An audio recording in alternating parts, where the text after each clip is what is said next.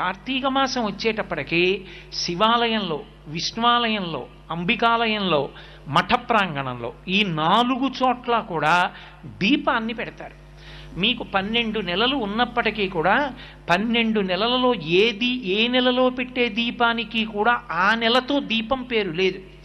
ఏదో భాద్రపద దీపం, లేకపోతే ఆశ్వీజ దీపం, మార్గశిర దీపం అలా పేర్లు లేవు. ఒక్క కార్తీక మాసంలో పెట్టేటటువంటి దీపానికి మాత్రమే కార్తీక దీపము అని పేరు. ఏమి ఆ నెలలో పెట్టిన దీపానికి అంత పేరు ఎందుకు రావాలి? ఆ ఒక్క నెలలోనే దీపానికి అంత ప్రాముఖ్యత ఎక్కడుంది?